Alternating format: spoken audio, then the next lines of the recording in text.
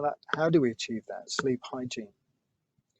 So sleep hygiene is being defined as a set of behavioral and environmental recommendations intended to promote healthy sleep. Now, originally, sleep hygiene was promoted, investigated, researched, and presented to health providers in the treatment of mild to moderate insomnia. But now it's being strongly recommended for pure health promotion purposes. So it's become a kind of a widespread health promotion kind of message. There's been a lot of research undertaken in this area. And we might class it as sleep hygiene education as a field. This is where patients, under the guidance of health practitioners like yourselves, can learn more about healthy sleep habits and can be encouraged to follow a set of recommendations to improve their sleep. Some of the core aspects of improving sleep hygiene include avoiding caffeine, particularly afternoons onwards, and not being excessive even in the morning time. Regular physical activity, maybe not last thing at night. Other basics will include minimizing noise in the sleeping environment, the whole sleeping environment, minimizing light, cool temperature, comfortable bed, etc., etc., and a regular sleep schedule, and certainly avoiding digital screens for an hour or two prior to attempting sleep.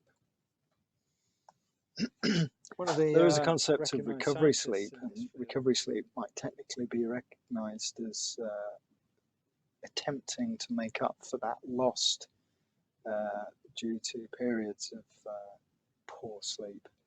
And so there tends to be a bit of a process for recovery to effectively occur, and typically takes 2 or 3 days before you restore a severely sleep deprived pattern back to normality. And the first few nights might be more of on the kind of earlier stages of sleep, and then after a day or two of that kind of sleep pattern, then we might then move into rapid eye movement sleep. And this is particularly relevant to those that are involved in night shifts and patterns of work where they might have 4 days on, 3 days off kind of thing. Particularly challenging for people to maintain that healthy aspect of their lifestyle when they're doing shift work. And there's been quite a lot of research into the usefulness of napping. And we've all heard of the concept of the power nap. There's different views from the research. Most authorities seem to recommend a 20-minute nap. Some authorities say try to avoid napping if you've got poor sleep, and trying to get to sleep or go to bed and have your normal sleep hygiene ritual, and try to minimize the potential for power napping, because that could reduce your potential for getting to sleep. But some say, particularly with regard to sporting populations, that napping can be useful. And also if you do struggle with parasomnias or insomnias, and other kind of significant reasons for not being able to get a good night's sleep, then napping is going to be recommended. And so people who do benefit from it are going to report improved alertness, enhanced performance, improved mood. Although we need to recognize that they might not be getting into their rapid eye movement sleep. Remember, that's where we're getting our consolidation of our cognitive activity throughout the days, and improved our memory functioning. So it's going to be a lighter type of sleep, the first 2 or 3 stages really, and 20 minutes would mean that you kind of stay in those stages, which means that it's easier to get up and go afterwards. And that's probably one of the key things to recognize. If you're going to try and use a nap as a way of helping you during the day, to not make it too long. Naps of half an hour to an hour or so are likely to incorporate, if we get to sleep, deeper stages of sleep where the brain waves do slow down. But as a result of that, the deeper you go into sleep, the kind of sleep hangover effect is likely to be longer, so you're likely to feel a bit sleepy and tired after the nap.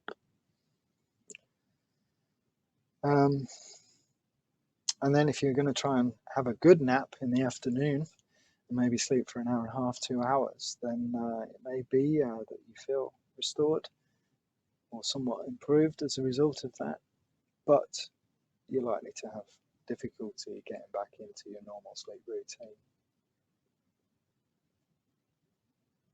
And here we go, another Jan Lemur infographic. You can have a look at that one in your own time. Another article here from Waterhouse et al., published in Halson 2014. Athletes suffering from some degree of sleep loss may benefit from a brief nap, particularly if a training session is to be completed in the afternoon or evening. So, it's part of the recovery training strategy. And it did show that there was some improvements in sprint performances following a 30-minute nap. Alertness was increased, sleepiness was decreased when compared with the no-napping controls. Also, they looked at cognitive performance and sleep supplementation, as we would refer to it, i.e. napping, has been shown to have a positive influence on cognitive tasks following a night of sleep deprivation, i.e. just having 2 hours sleep. So this is, sleep research has received a lot of interest. It doesn't tend to be too ethically harming to people or unethically harming, so it's an area of interest for many researchers.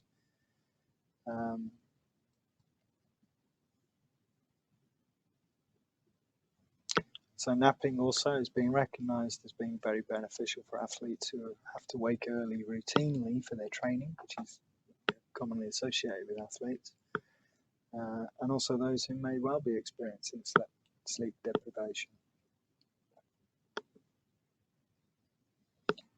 So there is a time and a place for napping, but I think the previous couple of slides kind of highlighted how we might approach that.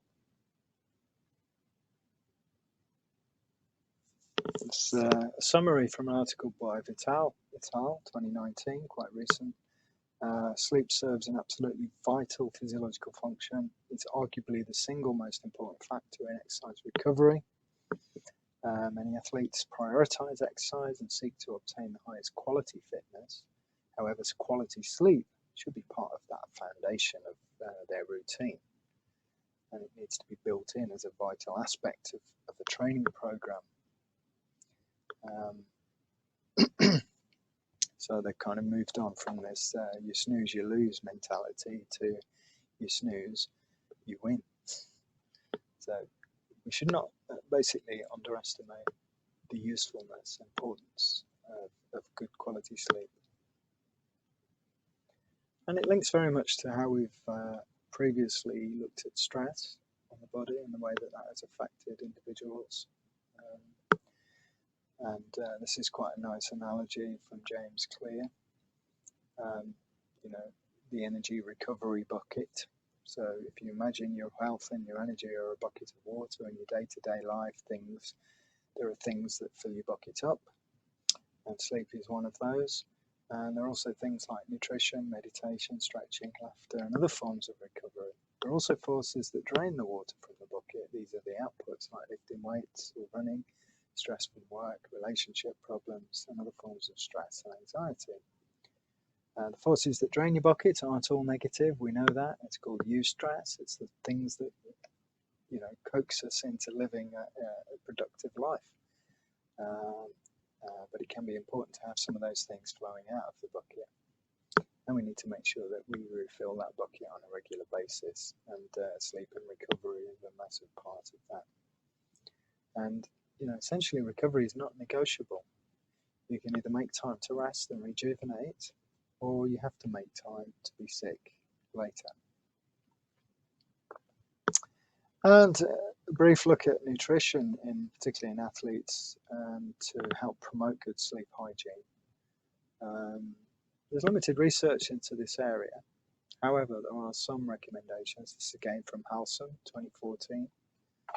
High glycemic index foods, such as the white breads, pastas, rices, potatoes, etc., have been shown to actually improve sleep, but not when consumed more than an hour before bedtime. There's a recognition that diets high in carbohydrate can result in shorter sleep latencies. Now, sleep latency, interesting little subtopic. Sleep onset latency, or SOL, is the amount of time it takes to fall asleep. And it can or cannot be a good thing. So if there is evidence of, if somebody is known to be sleep deprived, then when they get the opportunity to sleep, and they are significantly sleep deprived, they're likely to have a fairly short sleep onset latency. So in other words, they're likely to fall asleep within 5 minutes. And that is likely to be reflective of significant sleep deprivation. If somebody falls asleep within 5 to 10 minutes of wanting to fall asleep, then that also might be indicative of sleep deprivation, but perhaps not quite as concerning. And if somebody who is recognized as being sleep deprived, and this is coming from sleep research and sleep deprivation research, 10 to 15 minutes sleep latency might suggest mild sleep deprivation issues, mild but manageable sleep debt. And you might suggest that 15 to 20 minutes of sleep onset latency is kind of getting it towards the ideal situation. Greater amounts of sleep onset latency, so say half an hour, indicates poor sleep hygiene or factors contributing to insomnia. And there's a whole bunch of risk factors for that, as we've discussed. Obviously, all of this has to be taken into consideration with the individual.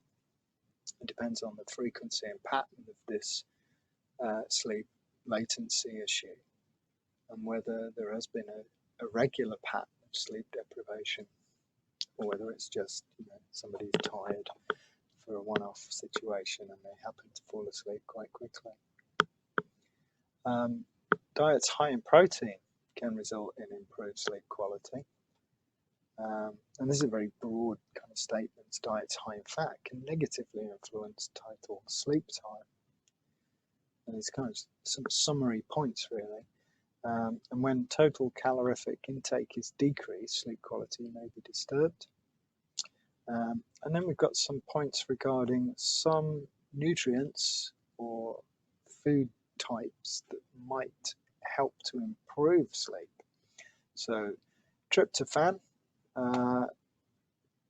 small doses of this has been shown to improve sleep latency and sleep quality. And that can be achieved by simply, and this is a recommendation from House, turkey or pumpkin seeds. So we've got those as kind of recommendations to consider, particularly in your athletic populations.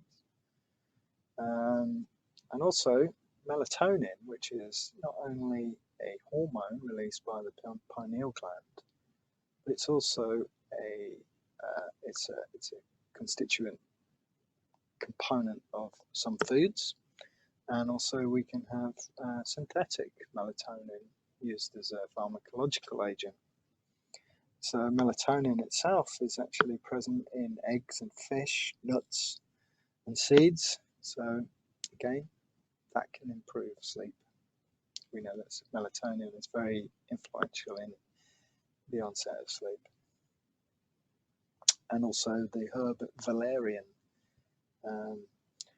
But as Halson highlights, athletes must be aware of potential contaminants as well as the inadvertent risk of positive drug samples. So you have to be careful and mindful of what supplements you are taking and whether it's approved or not, because I've been recommending it for weeks.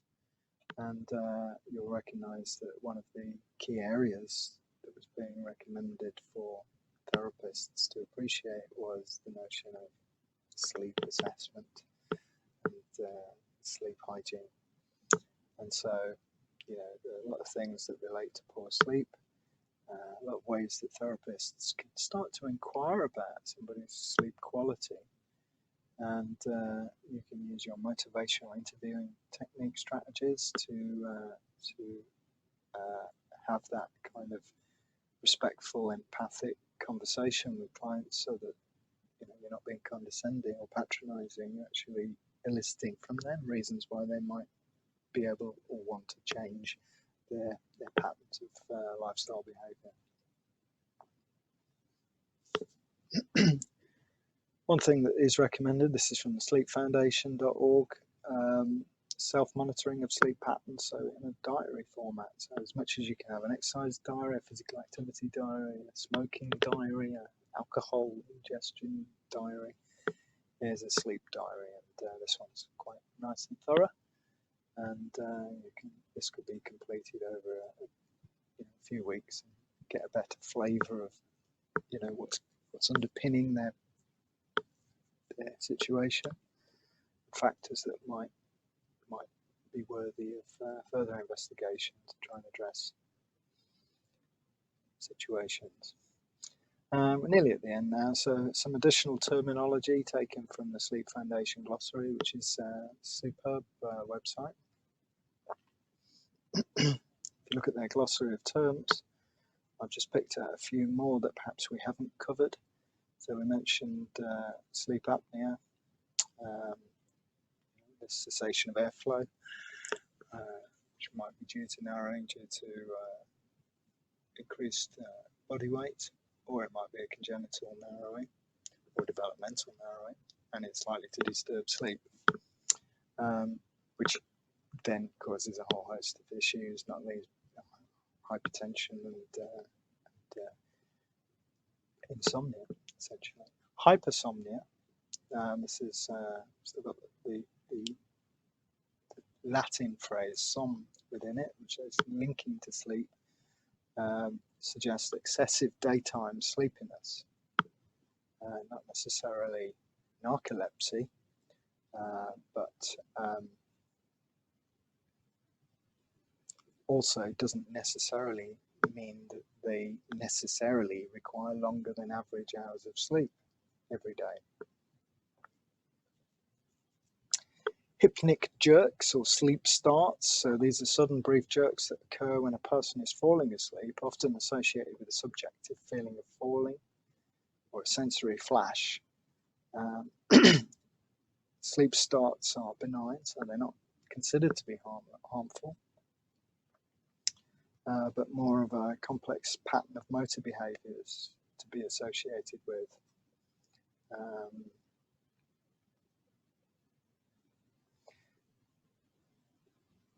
Sleep starts or hypnic jerks that are symptomatic of a more serious condition include restless leg syndrome. So there's a few little things that might be classed as parasomnias. Jet lag disorder, which is a disturbance in circadian rhythm, a temporary mismatch between sleep-wake cycles and time zone changes and long-distance travel. We didn't mention the difference between a long sleeper and a short sleeper. So a long sleeper simply is an individual who sleeps longer than average but feels well, functions well, and when they sleep long hours but still it's different from idiopathic hypersomnia.